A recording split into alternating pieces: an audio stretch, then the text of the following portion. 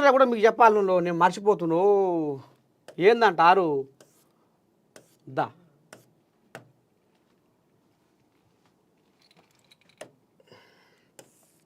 ఇగో ఒక్కసారి మనము ఇంకో గిది చూసుకుంటే ఏంది ఏం కథ ఎట సంగతి మా నర్సయ్య తాత ఏదో కొత్తగా చెప్తుండు ఏంది ఏం కథ అంటే ప్రజల జీవితాలతోటి చెలగాటమాడుతున్నాయి కొన్ని కంపెనీలు ముఖ్యంగా మరి అది ఒక పిట్టంపల్లి వెలిమినేడు ఆ చుట్టుపక్కల ఆ గ్రామాల పొలిమేరలలో కెమికల్ ఫ్యాక్టరీలు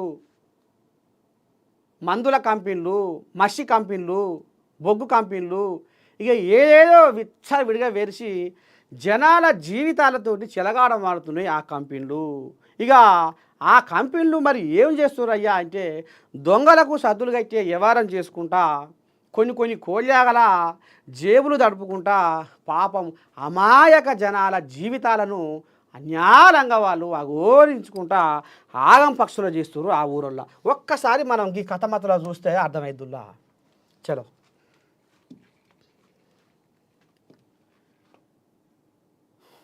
ఏం పిల్లలు చిమ్ముతున్న విషయం ఎంపీఎల్ కంపెనీ దారుణాలపై జనం ఫైర్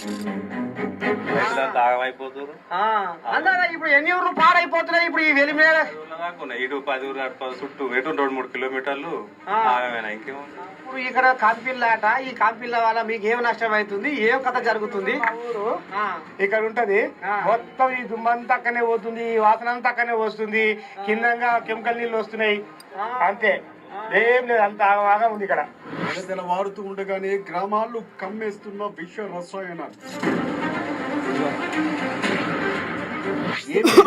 ఈ పొలిమేరలోకి రాలేదంటున్న పిట్టంపల్లి జనం ఊరిని చిదిమేస్తున్న ఎంపీఎల్ దారుణాలపై ఏఎన్ఎన్ స్పెషల్ స్టోరీ మొత్తం నల్ల మసి మా ఊరు బతికేటోళ్ళు ఓడలేరు ఇలా పట్టేస్తే నల్లనైనా కూరగాయలు నల్లగానైనా అన్ని నల్లగా వచ్చేది పెడితే మన జాలారి కాడ నీళ్ళు అయినట్టు అవుతున్నాయి ఇక వచ్చేది అయితే లేదా ఓ కందికాయ ఉంటే నల్లగానైనా కూరగాయలు వేసుకుంటే నల్లగానైనా అన్ని నల్లగానైనా మరి పైపుల కంపెనీ పేరుతో ఊరిని చిదిమేస్తున్న యాజమాన్యం మునుగోడు నియోజకవర్గంలో కంటి మొడవని గ్రామాలు గ్రౌండ్ లెవెల్లోకి వెళ్లి నిజాలు తేల్చిన ఏఎన్ఎన్ పంటలు అంతలేవు రోగాలు వస్తున్నాయి కళ్ళు కాని వస్తలేవు మొత్తం ఇంకేముంది దవాఖానలో పాలవుతున్నాం ఎక్స్క్లూజివ్ ఎపిసోడ్ మీ ఏఎన్ఎన్ లో ఈ ఆదివారం రాత్రి 8 గంటలకు అయితే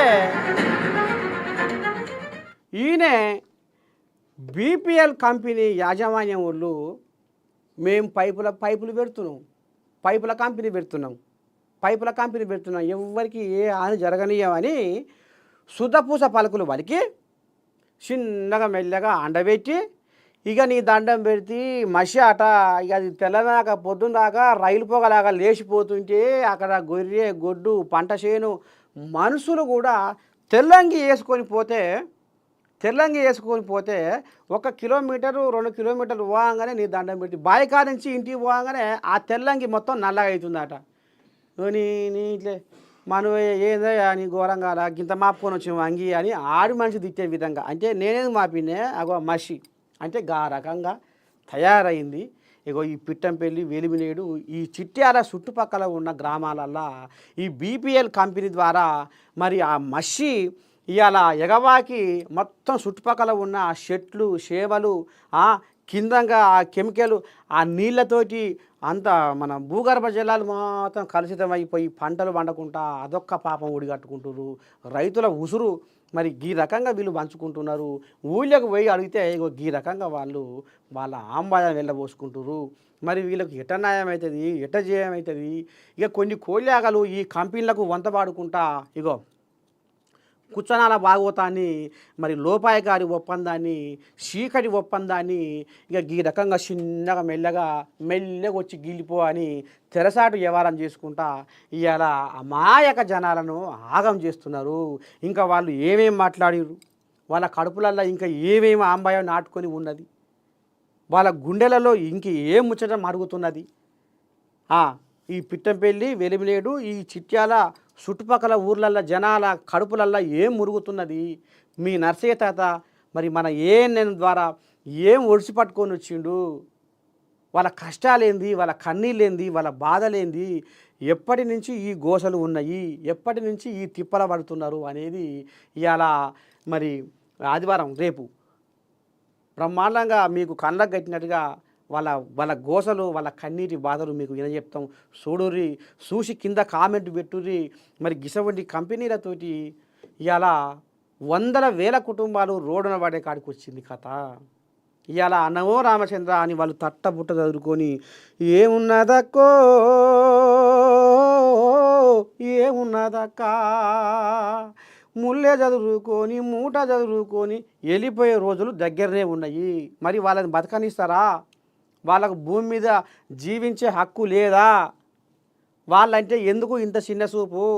వాళ్ళ కష్టాలు, వాళ్ళ బాధలు, వాళ్ళ కన్నీళ్ళు, వాళ్ళ ఆయాసము వీళ్ళకి ఎందుకు పడతలేవు? మంది కొంపలు ముంచుతందుకేనా ఈ కంపెనీలు వచ్చింది? మంది కొంపలు ఆరుస్తందుకేనా ఈ కంపెనీలు వచ్చింది అనేది ఇలా నేను ప్రశ్నిస్తూ ఉన్నది. మరి ఈ నేను ప్రశ్నకు సమాధానం చెప్పాల్సిన బాధ్యత కంపెనీల మీద ఉన్నది. ఎందుకంటే అవి ప్రజల ప్రాణాలతోటి చెలగాటమాడుతున్నాయి, వాళ్ళ ఆరోగ్యాన్ని దెబ్బతీస్తున్నాయి. ఇవాళ మూగజీవులు మేద్దామంటే గడ్డి మొలవని పరిస్థితి. నీళ్లు తాగుదామంటే ఓ పెద్ద మనిషి ఏమంటుండు, జాలాడి కాడ నీళ్ళు ఎట్లా నల్లగా అవుతాయి, అగో ఆ రకంగా తయారైందట అక్కడ వ్యవస్థ.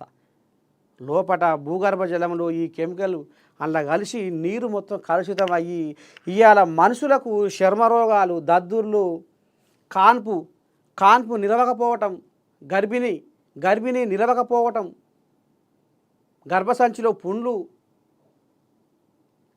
విపరీతమైన అనేక చర్మరోగాలు, మరి ఊపిరితిత్తులకు ఆ మసి లోపలికి పోయి మరి కారం తప్పిన రోగాలు వస్తుంటే ఎట్లా తట్టుకుంటారు ఆ జనాలు? ఎందుకు సోయలేదు? ఈ కంపెనీలు మంది కొంపలు ఆరుస్తందుకే ఇక్కడ కంపెనీలు పెట్టిర్రా? ఇలా వందల వేల కుటుంబాల బతుకులను బజారుకి ఇస్తందుకే ఈ కంపెనీలు పెట్టిర్రా? ఎక్కడనో అటవీ ప్రాంతంలో పెట్టుకునే ఈ కంపెనీలు ఊర్ల దగ్గర పెట్టి ఈ రకంగా మీరు కెమికల్ నీళ్ళతోటి భూగర్భ జలాలను కలుషితం చేసి, గాలిని కలుషితం చేసి ఇవాళ జనాలను వాళ్ళ ప్రాణాలను నిలువున మింగుతందుకు తయారయ్యింది ఈ బీపీఎల్ కంపెనీ. దీని కథమతలావు పూసగుచ్చినట్టుగా తోసిపోకుండా మీ ఏఎన్ఎన్ ద్వారా నర్సయ్య తాత ఆ ఊళ్ళో అడుగు పెట్టిండు. ఆ జనాలు ఎంత బాధగా చెప్పుకున్నారంటే ఇక మీరు చూస్తారు. రేపు ఆదివారం నాడు తప్పకుండా చూడుర్రి. మీ మనసులో కలిగిన అభిప్రాయాన్ని కింద కామెంట్ బాక్స్లో పెట్టాలని మనస్ఫూర్తిగా నేను పద్ధతి బట్టి చెప్తున్నా. ఎందుకంటే మార్పు రావాలి. మీ ద్వారానన్నా అరే ఇంతమంది ప్రాణాలతోటి వీళ్ళు ఆట ఆడుకుంటుర్రా అనేది కూడా వాళ్ళకు సెగదలగాలి. ఈ సెగదలిగి వాళ్ళకు ఆ ఊరులకు న్యాయం జరగాలని మనస్ఫూర్తిగా మా నేను కోరుకుంటా ఉంది. ఇగో ఇది కథ. ఇగో ఇంకోటి కూడా చూద్దాం.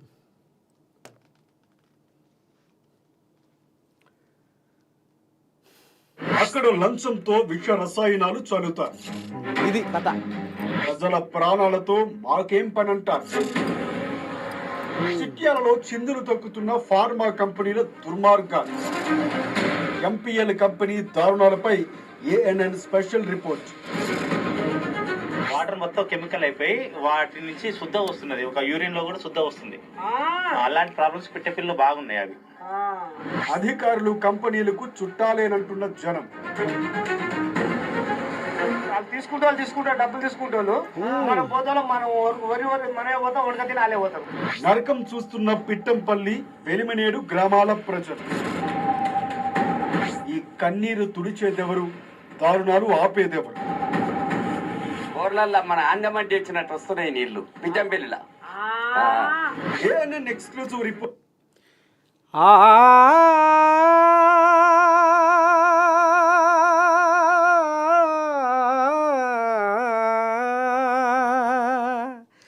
ఈ పాపము ఆపేటి మనసున్న మనిషి లేడా?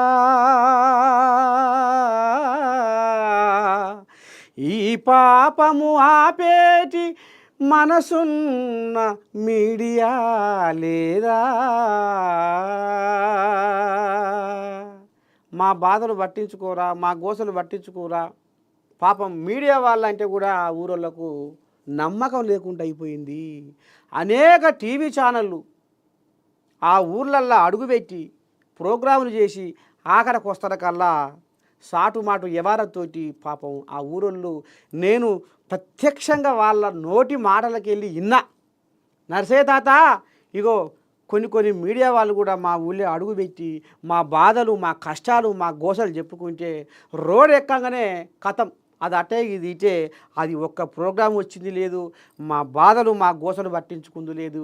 ఎవరు కూడా మా బాధలు మా గోసలు మా పొలిమేర దాటి పోనిస్తలేరు. గిసవంటి లోపాయకారి ఒప్పందాలతోటి మరి కొన్ని మీడియా సంస్థలు చేసినాయి కాబట్టి వాళ్ళ మీద కూడా మీడియా వాళ్ళ మీద కూడా మాకు నమ్మకం లేదు అనే మాటలు కూడా పాపం ఆ ఊరోళ్ళ మాటలల్లా అబ్బాబ్బాబ్బా వాళ్ళ గోస కాదు, వాళ్ళ తిప్పలు కాదు, వాళ్ళ బాధ కాదు. వాళ్ళు శోకం పెట్టుకుంటా ఏడ్చిన మరి ఆ రైతులు ఆ కూలీలు మరి ఆ కుటుంబాల మీద ఈ కంపెనీలు ఎందుకు పగబట్టిర్రు, వాళ్ళ జీవితాలతోటి ఎందుకు ఆట ఆడుకుంటుర్రో అర్థం కాని పరిస్థితి. ఆ కథమతలు ఏందో రేపు మనం ఆదివారం నాడు చూద్దాం.